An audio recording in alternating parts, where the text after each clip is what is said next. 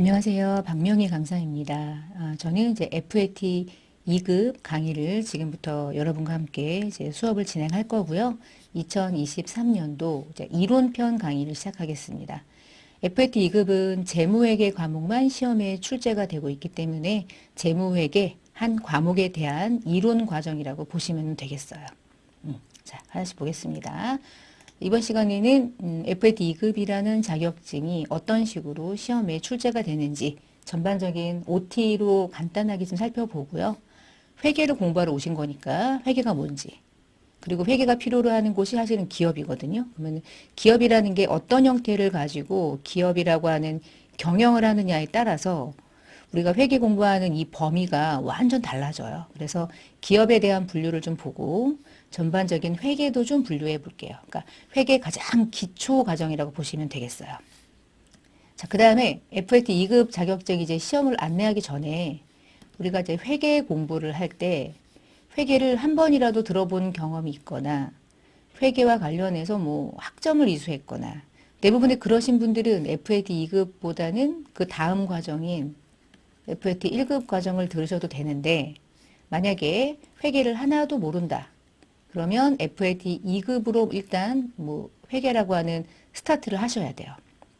여러분이 FAT 2급이라는 공부를 하고 만약에 관심이 생겨서 그 다음 자격증, 조금 더 수준이 높은 FAT 1급 자격증을 이제 취득하려고 가시면 이 강의를 하실 때는 제가 가장 기본적인 기초회계 부분은 다루지 않아요. 그냥 바로 회계 이 시험과 관련되는 과목 중심의 회계 처리를 공부하기 때문에 기본적인 내용들은 다 FAT 2급에서 학습을 하셔야 돼요. 그래서 FAT 1급을 처음부터 만약에 회계를 아무것도 모르는데 도전을 했다. 그러면 정말 못 알아들으실 거예요. 회계에서 말하는 기본적인 용어, 그리고 회계에서 가장 중요한 분계, 이런 것들은 전부 다 요 강의에서 진행을 합니다. 그래서 가장 기초이기도 하고요. 그래서 강좌 수가 좀 많을 거예요. 아마 한 9강 또는 10강까지는 다 기초 전문적인 내용들을 토대로 분계를 잘하기 위한 연습을 할 겁니다. 그러니까 이 앞부분에 거의 뭐 10강 정도일 거고요. 10강 정도의 시간 동안 회계 처리를 구체적으로 하기 직전 상태까지 기초 개념을 다 다루기 때문에 이 강의를 반드시 듣고 FAT 1급으로 가셔야 된다는 거. 이제 그거를 먼저 말씀을 좀 드릴게요.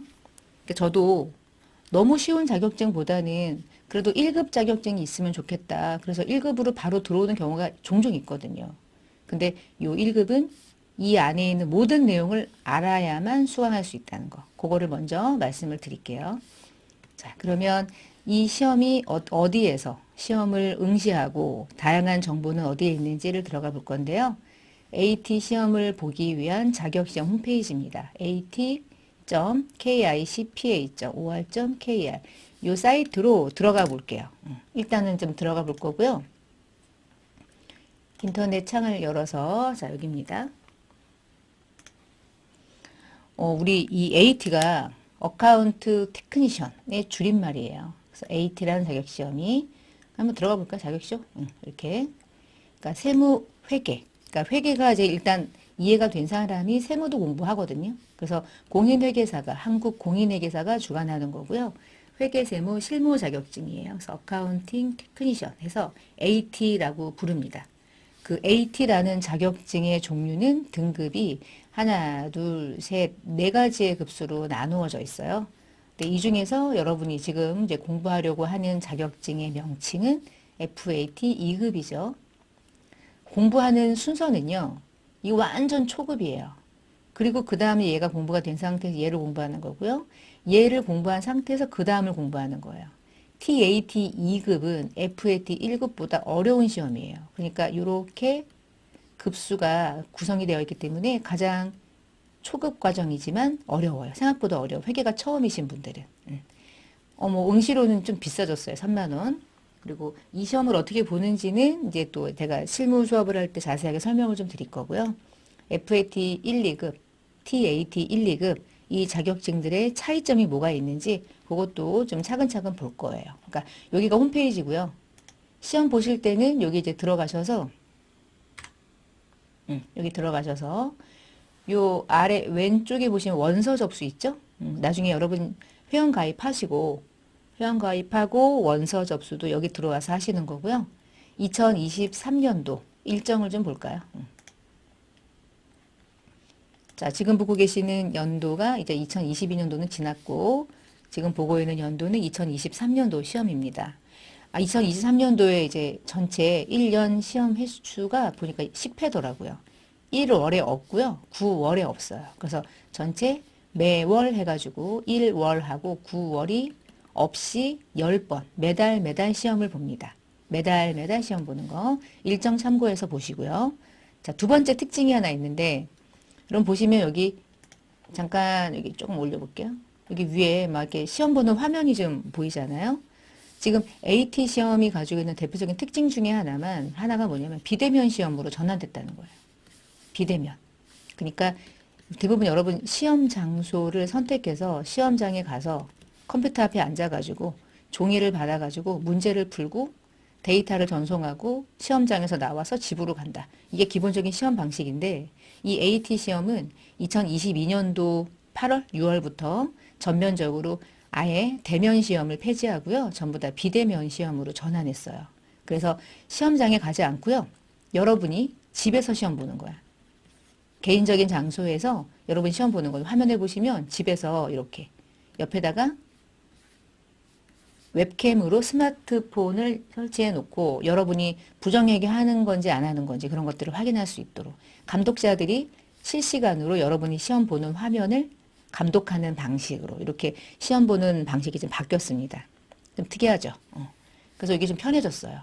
편해졌는데 내 개인적인 PC 환경이 좀 얘를 안 따라가면 시험을 못 볼 거예요. 그러니까 여러분 PC 환경이 어느 정도 사양이 맞는지 이런 것도 점검하셔야 되는데 그런 부분까지는 뭐 제가 다 설명하기는 좀 어렵고 이 아래쪽에 보시면 비대면 시험 보는 여러 가지 공지사항들이 자세하게 설명이 돼 있어요. 그래서 어떻게 보는지 그런 거 보시면서 시험 대비하시면 되겠고 이 부분은 실무 강의할 때 다시 돌아와서 프로그램을 다운로드 받는 방법 다양한 프로그램을 통해서 뭔가 해야 되는 일들은 제가 이제 실무 수업에서 할 거고요.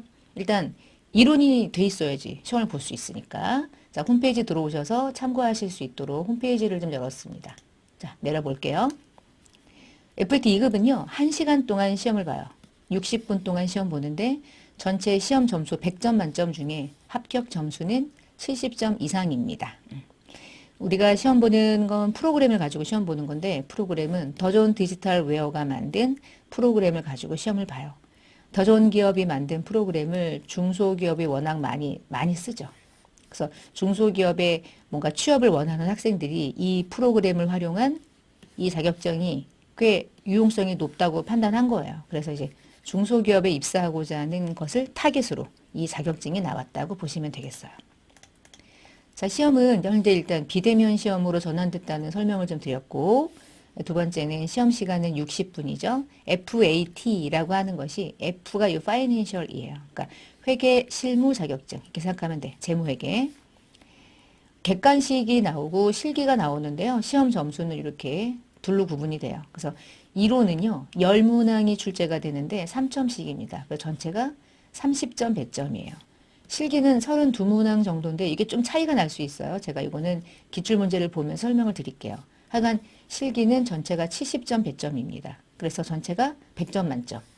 예를 들어서 객관식 다 틀리고 실기만 다 맞아도 70점이기만 하면 돼요. 그러니까 뭐 이론하고 실기하고 뭐 각각의 과락이 있거나 그렇지는 않아요.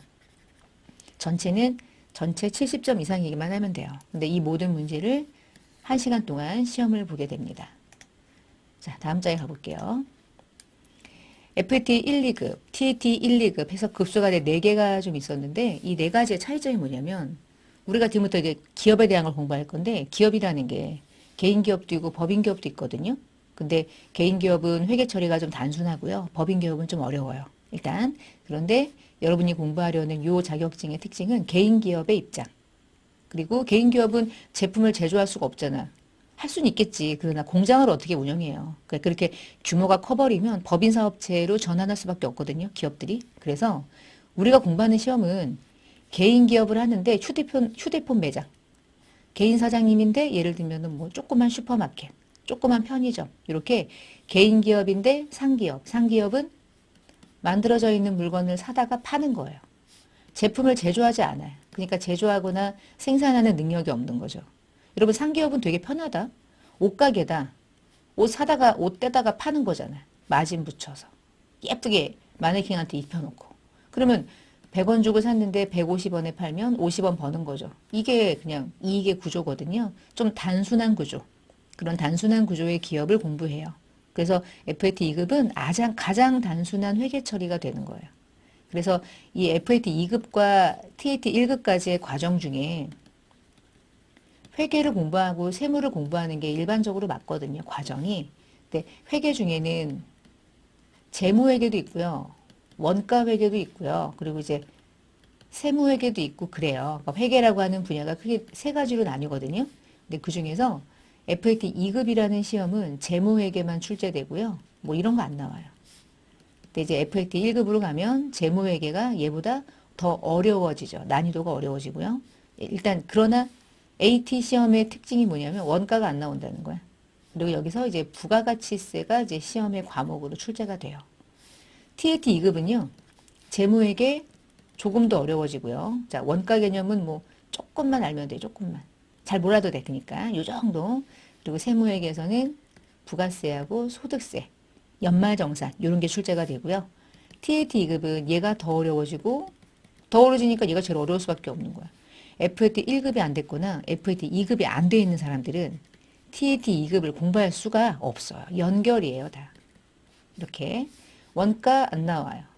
그리고 세무회계가 부가세 나오고 소득세가 나오는데 어려운 법인세가 시험에 출제가 돼서 이게 난이도가 갈수록 어려워지는 거죠.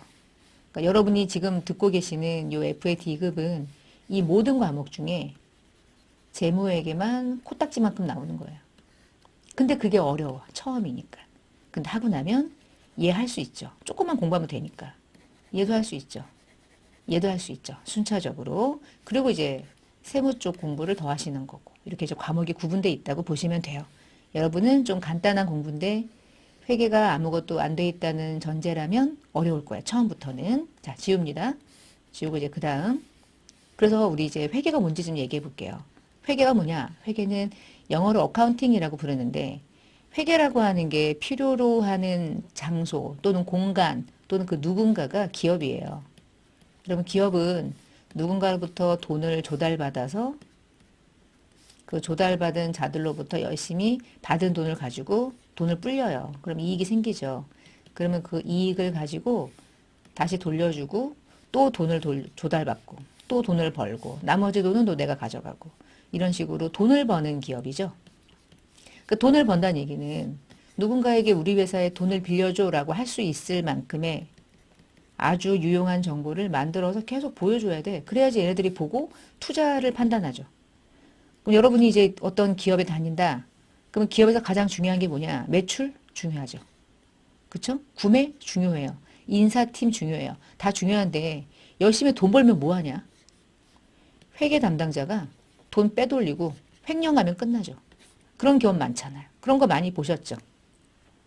임플란트 어느 회사도 보셨죠? 말도 안 되는 금액을 횡령했잖아요. 그런 일이 일어날 수 있나? 일어날 수 있어요. 회계 담당자는 모든 걸 꿰뚫고 있기 때문에 맘만 먹으면 할 수 있는 거야. 여러분, 맘만 먹으면 할 수 있어요. 진짜. 근데 그런 마음을 먹지 않죠. 사람이니까. 나는 기업의 회계라는 업무를 하는 거지. 내가 그 기업의 돈을 내 돈처럼 막 쓰면 안 되죠. 그 인간 아니잖아요. 그러면 인간이 아니죠. 그런 사람들이 많을 뿐이지. 그런 사람이 종종 있을 뿐이지. 많진 않지만. 자, 회계는 기업의 모든 일들을 다 꿰뚫고 있어야 돼요. 그래서 어려워. 그리고 그 모든 것들을 돈으로 얼마 벌었는지, 얼마가 있는지, 어떻게 쓰고 있는지, 예금은 얼마가 있는지, 이 아주 디테일한 부분들부터 아주 어려운 부분들까지 다 관리하고 통제해서 그걸 하나의 정보로 만들어서 외부 정보 이용자에게 보여줘야 되는 역할을 하는 거야. 그러니까 어렵죠. 그렇지만 회계를 공부해 두면 어느 회사 가도 할 말이 생기죠. 만약에 내가 영업부에서 일을 한다. 근데 회계를 안다. 그러면은 뭐 사실 누구도 나를 범접할 수가 없는 거예요. 내가 구매팀이다. 인사팀이다. 근데 회계를 안다. 그런 거랑 인사만 안다. 그거랑은 달라요. 회계의 근본적인 존재 이유는 돈을 버는 거니까. 돈을 어떻게 버는지 그걸 어떻게 기록하는지 아는 거 중요하죠. 그 모든 것들을 해서 보여주는 역할이에요. 왜? 왜냐하면 우리 회사는 존재하는 이유가 뭐야? 우리끼리 돈 벌어가지고 우리끼리 놀아먹는 기업은 없어요. 이렇게 보여주고 또 투자받고 이렇게 돌아가는 거죠. 이렇게.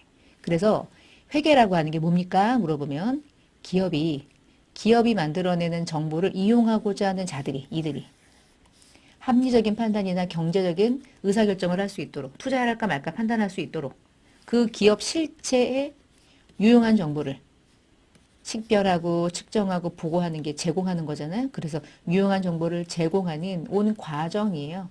한 번 하고 끝나면 너무 해피한데 매년 한다고요. 매년. 매년 여러분 결산이라는 거 들어보셨죠? 결산 언제 할까? 연말쯤에. 그러니까 12월 말부터 그 다음 연도 막 2, 3월까지는 됐다 바빠요. 왜냐면 전년도 거 결산하다 보니까 밤새고 막 그러는 거죠. 예전에는 막 호텔 잡아놓고 밤새고 막 이런 경우도 많았거든요. 아무리 큰 기업도 컴퓨터가 없으니까 다 수기로 하니까. 그러니까 예전에는 주산 잘하는 사람들이 은행에 잘 들어갔죠. 근데 요즘에는 뭐 주산 필요해요? 누가 주산으로 해? 미쳤어? 계산기로 해? 계산기도 안 하죠. 컴퓨터에다가 넣어놓으면 내가 원하는 식만 넣으면 더하고 평균 내고 나누고 다 해주잖아요. 계산기 안 하죠, 잘. 계산기는 그때 100원 빼기 200원, 100원 빼기 200원, 100원 빼기 180원 이런 거 어려운 거 할 때 그럴 때만 이제 빼는 거죠. 그래서 이 모든 걸 하는 게 회계입니다. 지우면 결국은 기업 실체가 외부 정보 이용자들에게 의사결정할 수 있도록 유용한 정보를 제공하는 것. 근데 그 유용한 정보가 무엇이냐? 그것은 재무 상태를 나타내는 일련의 표다. 이래서 재무제표라고 부르는 거예요. 들어보셨을 거예요. 한 번 정도는. 그래서 회계가 뭡니까? 물어보잖아요. 그러면 간단하게 한마디로 해도 돼요. 재무제표 만드는 겁니다. 그러면 재무제표를 만드는 목적? 누가? 누구에게? 어떤 용도로 만드는지, 어떻게 만드는지가 다 이 안에 다 녹아있기 때문에 회계가 뭔가요? 물어보면 재무제표 만드는 거예요. 그러면 끝나는 거예요. 그래서 우리 여러분은 재무제표를 만드는 공부를 하신다고 생각하셔도 돼요. 자, 넘겨서. 자, 아까 제가 이제 기업은 다양하게 분류할 수 있다고 그랬는데 기업이 엄청 큰 대기업도 있다. 좀 작아. 중소기업이야. 너무 영세. 다양한 기업이 존재할 수 있어요. 규모가. 근데 이 규모에 따라 뭐가 달라지냐면 회계 처리하는 기준이 좀 달라져요. 대기업이 적용받는 기준, 중소기업이 적용받는 기준. 영세기업은 회계라고는 하는데 사실은 에휴, 영세기업은 회계라고도 좀 그래. 그냥 부기 정도라고 생각해도 틀리진 않아. 부기가 곧 회계지만 회계가 꼭 부기는 아니거든요. 하여간 기업에 따라 규모를 나눌 수 있죠. 두 번째, 공공기관의 출자를 어떻게 받느냐. 공적 자금으로 하느냐, 공기업. 사기업이냐, 삼성전자 같은 기업들이 사기업. 출자를 공동으로 하냐, 그럼 출자 공동기업. 다양한 기업, 출자를 하는 성격에 따라서. 그 다음에 기업을 다양하게 업종도 구분할 수 있어요. 광물 채굴한다, 광물. 수산업을 한다, 그러면 은행이나 보험이다. 그러면 금융업 또는 보험업. 편의점이다. 만들어져 누군가가 만든 게 있고 그걸 사다가 먼지만 털어서 팔아먹는다. 그래서 유통만 해가지고 돈 벌어먹는다. 그게 상기업. 그 다음에 제조업은 내가 직접 제품을 제조하는 거죠. 삼성전자. 삼성전자가 만든 제품은 제품이죠. 제조되는 거니까. 그 다음에 이렇게 교육과 관련된 거. 제가 지금 막 하는 게 서비스잖아요. 이래가지고 돈 버는 거죠. 서비스. 다양한 업종이 있죠. 업종에 따라서 회계 처리가 달라지거든요. 회계 처리는 기업이 필요로 하는 건데 기업이 어떤 식의 규모와 출자와 업종이 어떤 식으로 구성되어 있느냐에 따라서 회계 처리하는 방식이 막 달라요. 그래서 기업을 분류하는 게 중요해, 처음에는. 이 중에 여러분이 공부하는 기업은 얘 아니면 얘거든요. 근데 상기업은 아주 심플해요. 그냥 이렇게 하는 거야. 다이소가 상기업이야, 다이소. 우리나라의 다이소. 제조업은 뭐 할까요? 제조업은 삼성전자. 예를 들면. 그럼 다이소에 가 있는 모든 물건들은 다이소가 만든 게 1도 없어요. 다이소는 그냥 싸게 사가지고 비싸게 파는 거야. 근데 비싸게 파는데 1,000원에 팔아. 그럼 얘가 얼마였을까? 200원도 안 되겠지. 한 400원만 원가가 증가하면 직원들 인건비 줘야죠. 임차료 줘야죠. 이런 거 다 커버 못 해요.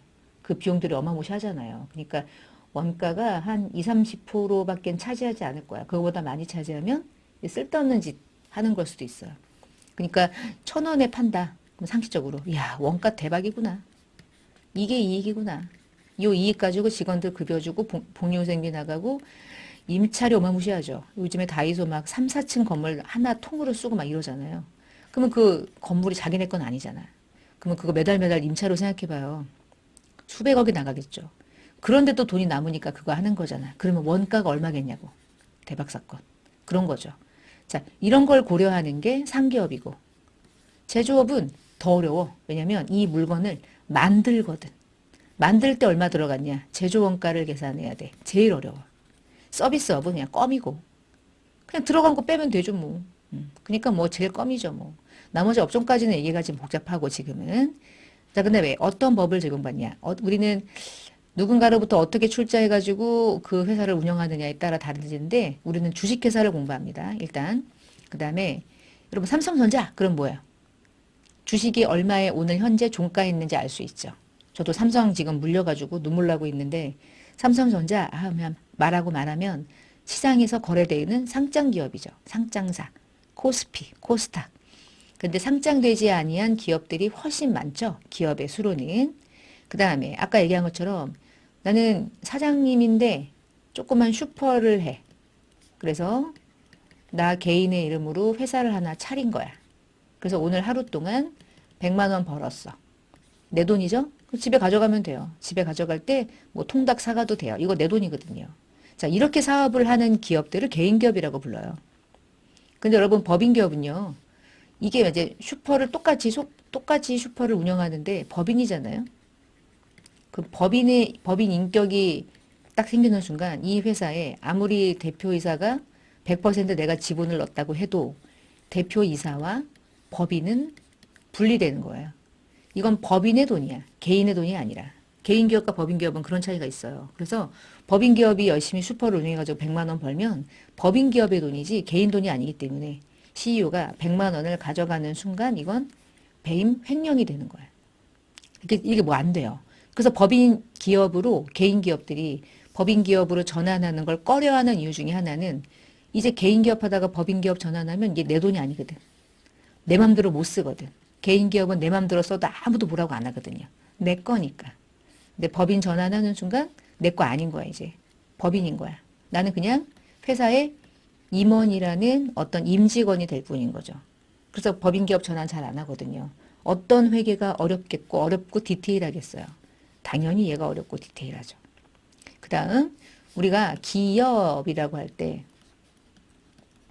돈을 버는 목적이면 영리기업, 돈을 안 버는 목적이면 비영리기업 이렇게 나누거든요. 돈을 벌지 않는데 왜 기업이냐? 기업이라고 하는 거는 어떠한 그 업을 가지고 설립한 거예요. 그래서 우리가 영리기업이라고 말하면 이 영리기업은 기본적으로 법인인 경우에 해당하는 또 개인기업의 하나는 이런 경우에 영리기업이라고 말하면 이윤을 추구해서 그 이윤을 다시 돌려주는 형태가 비영리고요. 영리고요. 비영리는 돈을 만약에 남겼다고 해도 다시 그 좋은 용도로 쓰는 거지 누군가에게 나누어 주거나 배당할 수가 없어요. 비영리는. 영리 목적이 아니기 때문에. 그러니까 기업들이 너무너무 다양하거든요. 근데 이 중에서 여러분이 지금 FAT 2급 공부하려고 이제 첫 강의를 듣고 계시는데 FAT 2급은 기본적으로 영세기업보다는 조금 규모가 있고 근데 완전 중소기업보다는 규모가 좀 작은 요 중간 단계 기업이고요. 기본적으로 당연히 사기업이고요. 그리고 기업의 업종은 상기업이야. 가장 간단하게. 딱 슈퍼 같은 거 생각하면 돼. 그러니까 슈퍼 같기 개인 기업은 이 개인 기업이야. 우리가 시험 보는 건 개인 기업은 주식회사라고 말을 못해요. 그러니까 개인 기업은 그냥 회사 이렇게 부르거든요. 그리고 상장이 안 된 기업을 공부하는 거예요. 상장 기업인데 개인 기업일 수가 없잖아. 상장 기업인데 중소기업일 수가 없잖아요. 그렇죠? 상장 기업이면 무조건 대기업인 거야. 기본적으로. 그리고 영리성은 있어. 영리 목적이야. 그래서 우리가 이제 시험을 볼 때 우리 회사는 어떤 회사인지 쭉 알려주거든요. 기본적으로 그냥 뭐 도소매한다 이렇게 나와요. 그리고 개인 기업이다. 단순한 회계를 물어본다 라고 생각하시면 돼요. 단순 회계. 자, 그 다음에 회계를 좀 분류 아까 했었죠. 재무회계, 원가 또는 관리회계, 세무회계 이렇게 나누는데 아까 제가 회계가 무엇입니까? 물어봤을 때 재무제표를 만드는 겁니다 라고 했는데 왜 그렇게 얘기했냐면 회계가 세 가지 형태로 나눌 수 있는데 회계를 이 중에서 여러분 시험엔 얘밖에 안 나오니까 얘는 안 나오거든요. 원가관리회계가 필요로 하는 곳은 제조업이에요. 상기업은요. 원가를 공부할 필요가 없어요. 상기업은 사온 게 원가이기 때문에 계산하거나 관리할 필요가 없거든요. 근데 제조업은 제품을 만들 때 얼마가 들어갔는지를 관리해야 되기 때문에 상당히 중요한 부분이 여긴 거야. 여러분 시험에 얘가 안 나오는 거야. 그래서 우리는 재무회계만 공부할 건데요. 재무회계는 누구를 위해서 하는 회계냐? 그러면 외부에 우리 회사의 정보를 이용해서 투자를 할까 말까를 판단하고자 하는 합리적인 판단을 원하는 자들에게 보여주기 위해서 하는 회계인 거예요. 두 번째. 그러면 어떻게 보여주려고 재무제표를 만드는 거죠. 재무제표라는 게 어려워요. 재무제표 5가지가 있고요. 이제 그런 걸 공부하는 건데 재무제표를 만드는 방식이 있어요. 방법이 있는데 그게 기준이 있거든요. 재무제표는 만드는 기준이 있거든요. 그걸 우리가 회계 기준이라고 부르고요. 여러분 만약에 제가 X 1년 동안 어떻게 벌어서 얼마를 남겼는지를 보고 싶어요. 그럼 X 1년에 알 수 있어요. X 2년에는 알 수 있어요. 그렇죠? 재무회계는 재무제표를 만드는 건데 1년이 지나야지만 확정되기 때문에 매우 과거 정보를 가지고 있다. 과거지향적이다 이렇게 많이 불러요. 재무회계가요. 기초는 회계원리, 중급회계, 고급회계 이렇게 회계 과목이 사실은 디테일하게 쪼개면 나뉘거든요. 근데 이 중에서 FAT 2급을 공부하는 여러분들은 요 정도 공부하시는 거야. 요 정도. 그리고 다른 건 공부도 하지 않아. 시험에 안 나와. 다 안 나오고 요거. 근데 이제 기본적인 것들을 이제 공부하시는 거죠. 요 카테고리 안에서 어느 정도까지. 그 재무회계 중심으로 여러분이 시험을 대비한다라고 보시면 돼요. 자, 그 다음에 제가 이제 보여드리고 싶은 게 이제 회계 기준인데요. 우리나라의 그 회계 기준은 어디 들어가면 확인할 수 있냐면 한국회계기준원에 들어가면 확인할 수 있어요. 제가 홈페이지를 좀 들어가서 볼게요. 여기가 이제 한국회계기준원이고 여기 한국회계기준원에다가 제가 커서를 딱 올려놓으니까 기준들이 좀 많죠. 근데 보면은요. 한국채택국제회계기준 KIFRS라고 하는 게 있고 일반 기업 회계 기준이라는 게 있고 뭐 중소기업 회계 기준도 있고 되게 많죠. 되게 많은데 여러분 이 중에 여러분이 어떤 회계 기준에 의해서 공부를 하느냐에 따라서 일단 회계 용어가 달라져요. 이름이 달라져. 회계 처리하는 방식이 달라지고. 근데 이 세 개 중에 여러분은 요걸 공부하는 거야. 일반 기업 회계 기준. 일반 기업 회계 기준이 있고 되게 많은 기준이 있는데 한국채택국제회계기준. K가 코리아라는 뜻이에요. 국제회계기준의 말이 IFRS인데 여기 또 있네. 잠깐 보세요. 요거는 원래 국제회계기준. 요거는 우리나라 적용하는 기준. 요거는 원래 우리나라가 만든 회계기준. 특수, 중소기업, 비영리, 예전 거. 이렇게 회계 기준을 여러분에게 막 물어보거나 그렇지는 않는데 뭔지를 알아야지 문제 풀 때마다 자꾸 이 말이 나올 거거든요. 그러면 무슨 말인지 알아야 아 얘하고 비교하는 거라고 하는 거 정도는 아셔야 되니까 회계를 이제 처음 공부하면 회계 기준이라는 걸 공부한다는 게 되게 중요하고 회계 기준이 왜 중요하냐 재무제표를 만드는 방법이기 때문이에요. 자 회계 기준 지금 보니까 한 크게 보면 결국은 두 가지로 나누어져 있는데 재무제표를 만들면 재무제표에 우리 회사가 A 기업이 얼마만큼 돈을 벌었는지가 써 있거든요. 예를 들어 자 100을 벌었대. A가. 근데 이 A가 우리나라 기업이다. 근데 우리나라가 만든 회계 기준에 의해서 100이라는 숫자가 나왔대요. 많이 벌었어. 근데 이 A는 이제 미국으로 가요. 미국 시장에 가서 이 A가 만든 재무제표를 보여주면 미국에서 인정해 주질 않아요. 왜냐하면 회계 기준은 국가마다 다 달라. 전 세계적으로 다 달라. 일단 뭐 언어도 다르고 방법도 다르고 그러다 보니까 우리나라가 만든 회계 기준을 가지고 재무제표를 만들어서 미국에 가고 아프리카에 가고 유럽에 가면 인정을 못 받아. 근데 미국도 마찬가지야. 미국에 있는 데이터가 우리나라로 오면 우리나라 기준하고 안 맞으니까 다시 만들으라고 하거든요. 이게 결국은 이게 전 세계가 하나가 됐기 때문이야. 글로벌화 됐기 때문에 우리나라는 우리나라에서만 시장에서 거래하냐? 아니라는 얘기죠. 그래서 야, 제일 잘 만든 기준이 영국 같다. 영국의 회계 기준을 IFRS라고 하는 원문이라고 부르거든요. 그래서 영국의 회계 기준을 전 세계가 통일해서 사용하기로 결정한 거예요. 아주 오래전에. 벌써 이제 10년이 지났어요. 그래서 영국이 만든 원래 기준은 IFRS고 우리나라의 입맛에 맞게 조금 제정해서 우리나라가 채택한이라고 해서 KIFRS, 한국이 채택한 국제회계 기준이라고 부릅니다.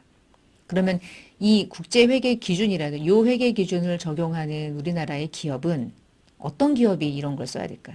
삼성전자 같은 상장 기업은 써야 돼.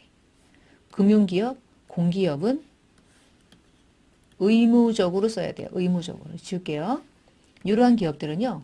어떻게 난 안 쓸래요? 이거 안 돼요. 의무 적용이에요. 안 쓰면 안 돼요. 그래서 이미 이런 모든 기업들은 다 이 기준에 의해서 회계 처리를 하고 있어요.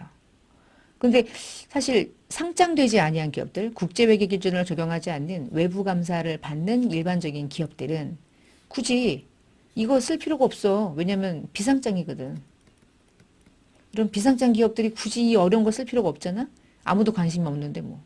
사실 뭐 비상장 중소기업이라고 하면 그 회사에 주주가 몇 명 있게요. 되게 큰 회사야. 근데 알고 보니까 주주가 한 명이야. 대표. 아무도 없어. 그럼 그 회사는 마른 기업이고 엄청난 뭔가 대단한 기업 같아 보이고 법인 기업인데도 불구하고 자기가 번 돈을 자기가 마음껏 갖다 쓰는 경우도 곧잘 있죠. 우리가 티가 안 나서 그러지.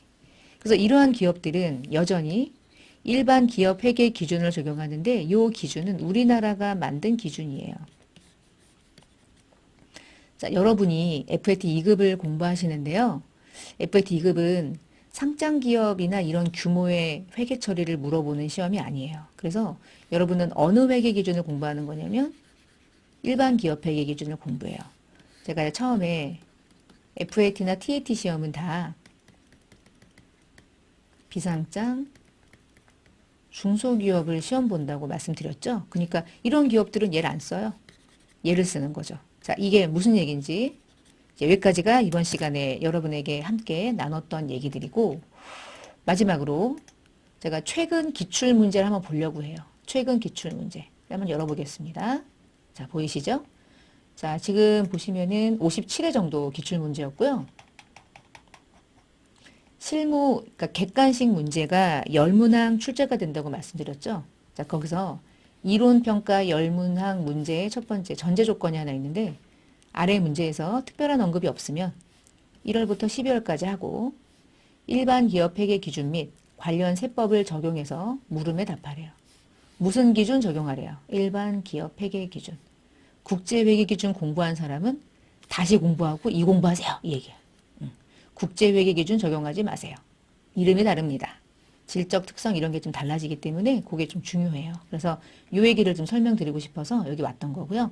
자, 객관식은 1번부터 해서 2번, 3번, 4, 5, 6, 7, 8, 9, 10까지 해서 객관식 문제. 사지선다 찍어요. 자, 그 다음에 이제 실무수행평가 문제입니다. 실무수행평가 문제는 생화, 꽃을 도소매한대. 꽃 배달 서비스까지 한대. 어떤 기업이냐면 개인 기업이래. 꽃집이야, 꽃집. 꽃 사가지고 판매하는 거야. 이렇게 해서 서비스, 꽃을 배달까지 해줘야 되니까. 그래서 개인 기업이래요. 그러니까 단순하겠죠. 회계 처리가. 자, 이게 FAT 시험이요. AT 시험이 어떻게 바뀌었냐면 예전에는요. 첫 번째 문제가 이렇게 사업자 등록증을 보고 회사 등록을 뭐 이렇게 수정하는 문제였어요. 그럼 얘를 요거 프로그램 열어가지고 이거 보면서 수정사항을 입력만 하면 전 점수를 4점 주고 막 이랬단 말이에요. 근데 지금은 일단 1번부터 문제가 나오면 문제를 풀어서 일단 수정을 해. 근데 이 자체가 점수가 아니야.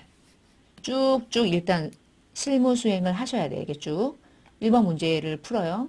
입력해요. 지금 이거 입력한다고 답이 아닌 거예요. 자, 2번 전년도 재무제표 수정하래. 해야 돼. 했다고 점수가 아니야. 일단 해야지 뒤에 문제를 풀 수 있어요. 쭉 가. 이제부터 증빙 나오고 회계 처리하는 거야. 비용 처리하고 막 하는 거예요. 그냥 넘깁니다. 빨리빨리. 재고자산, 뭐 주식 매입, 증빙에 대한 어떤 원천 징수, 국민연금 납부, 사무실 월세 계약서 같은 거 있고, 그다음에 돈이 나가고 계약금 나가고 이렇게. 그리고 이미 회계 처리한 거 수정하는 거. 대부분 여러분 증빙 중심이에요. 이 시험은 차에 대한 취득세 막 이렇게 나가. 결산하는 거 이제 두 문항 정도 나올 수 있고, 지금부터가 이제 점수인 거야.